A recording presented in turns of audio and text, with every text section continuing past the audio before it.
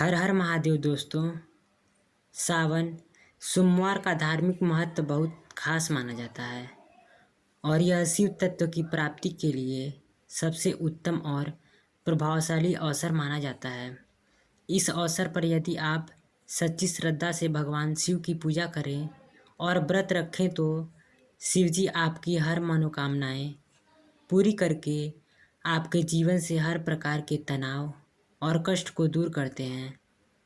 व्रत रखने के साथ ही सावन सोमवार की कथा का पाठ करना भी जरूरी होता है।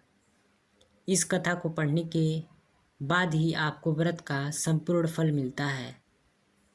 आइए जानते हैं सावन के सोमवार की व्रत कथा।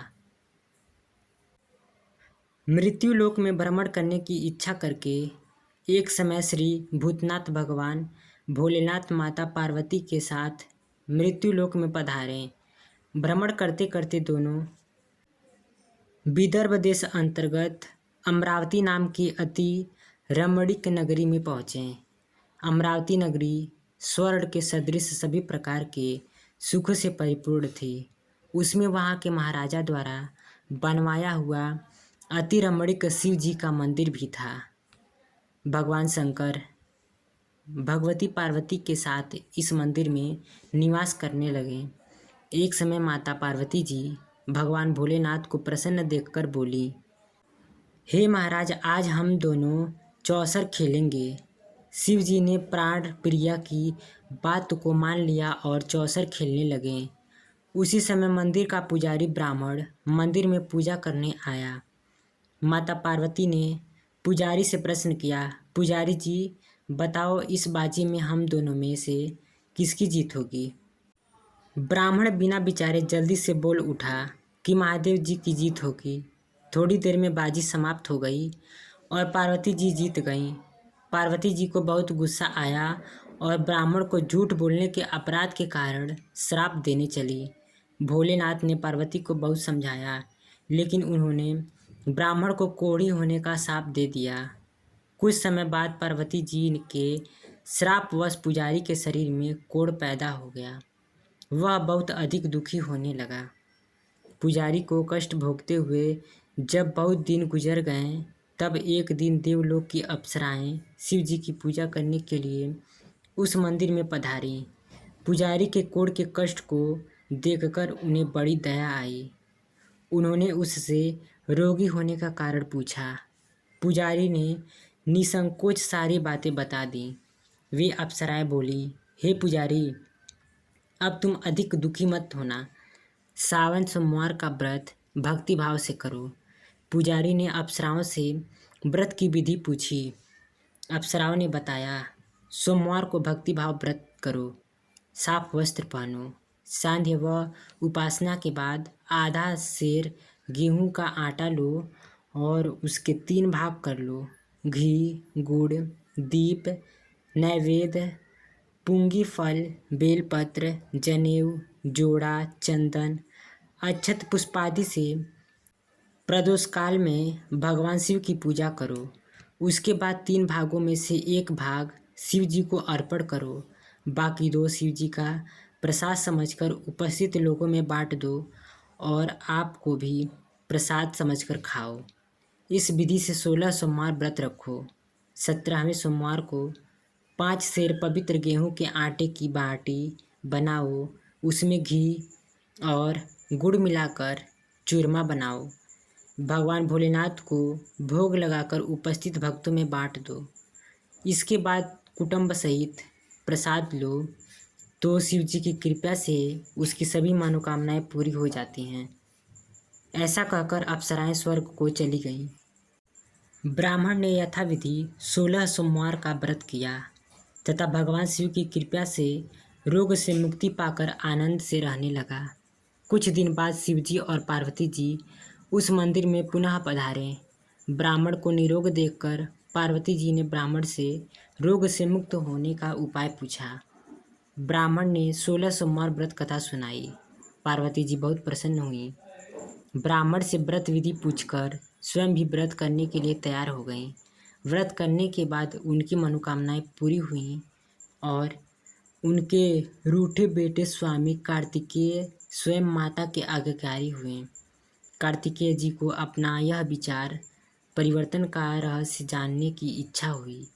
वे माता से बोले, हे माता, आपने ऐसा कौन सा उपाय किया जिससे मेरा मन आपकी ओर आकर्षित हो गया। पार्वती जी ने वही 16 सोमवार व्रत कथा की गाथा उनको सुनाई। कार्तिकेय जी कहें, इस व्रत को मैं भी करूँगा, क्योंकि मेरा प्रिय मित्र ब्राह्मण बहुत दुखी दिल से परदेश गया है। मेरी इसमें मिलने की बहुत इच्छा है। कार्तिकेय जी ने भी इस व्रत को किया और उनका प्यारा मित्र मिल गया। मित्र ने इस आकस्मिक मिलन का भेद पूछा तो कार्तिकेय जी बोले, मित्र, हमने तुम्हारे मिलने की इच्छा करके 16 सोमवार का व्रत किया था। अब तो ब्राह्मण मित्र को अपने विवाह की बड़ी चिंता हुई। उसने कार्तिकेय जी से व्रत की विधि पूछी और यथाविधि व्रत किया। व्रत के प्रभाव से जब वह किसी कार्य से प्रदेश गया तो वहाँ के राजा की लड़की का स्वयंवर था। राजा ने प्रण किया था कि जिस राजकुमार के गले में सब प्रकार से श्रृंगारित हथनी माला डालेगी, मैं उसी के साथ अपनी प्यारी बेटी का विवाह कर दूंगा। शिव जी की कृपा से वह ब्राह्मण भी उस स्वयंवर को देखने की इच्छा से राज्यसभा में एक और जाकर बैठ गया। नियत समय पर हथिनी आई और उसने जयमाला उस ब्राह्मण के गले में डाल दी।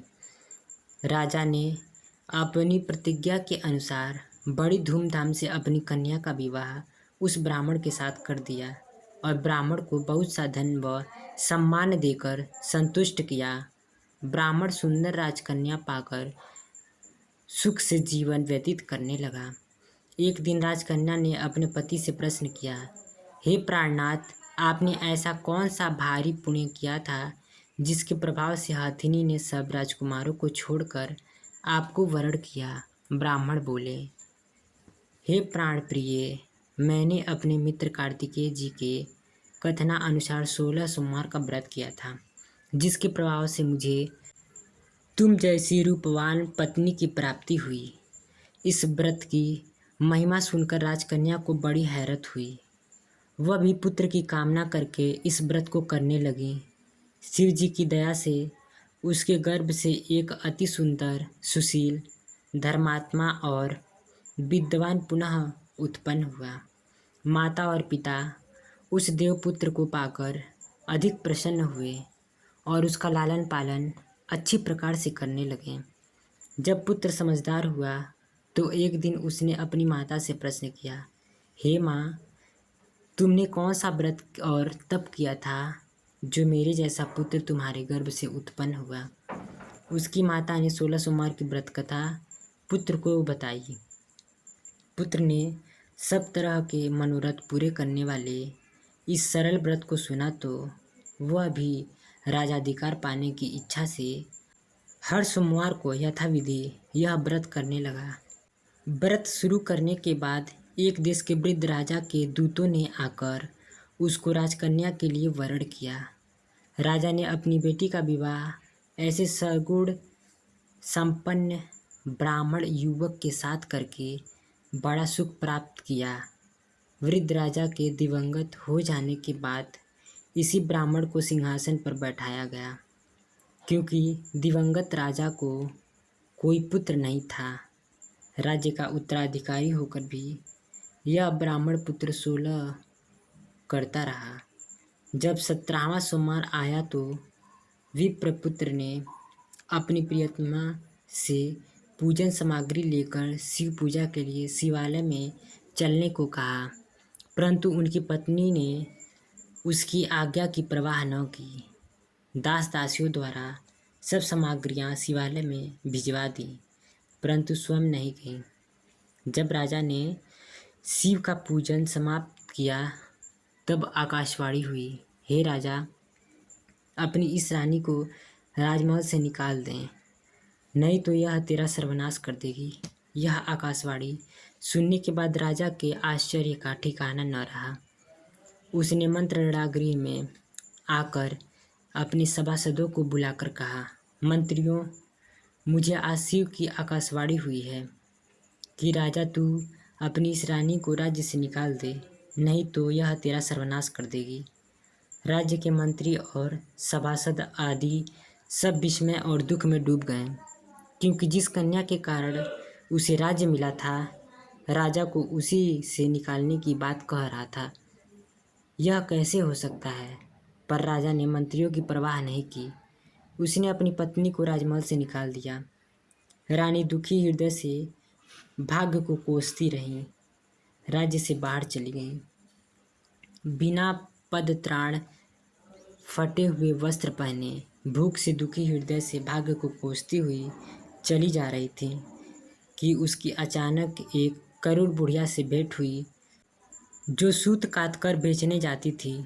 रानी की करूर दशा देखकर वह बोली, चल तू मेरा सूत बिकवा दे, मैं बूढ़ी हूँ, भाव करना नहीं जानती हूँ। यह बात सुन रानी ने बुढ़िया के सिर से सूत की गठरी उतार कर अपने सिर पर रख ली। थोड़ी देर के बाद आंधी आ गई और बुढ़िया का सूत पोटली सहित उड़ गया। बेचारी बुढ़िया पछताती रह गई। उसने रानी को अपने से दूर रहने को कहा। इसके बाद रानी एक तेली के घर गई, तो शिव जी के प्रकोप के कारण तेली के सभी मटके उसी क्षण फट गए। तेली भी रानी को अपने घर से निकाल दिया।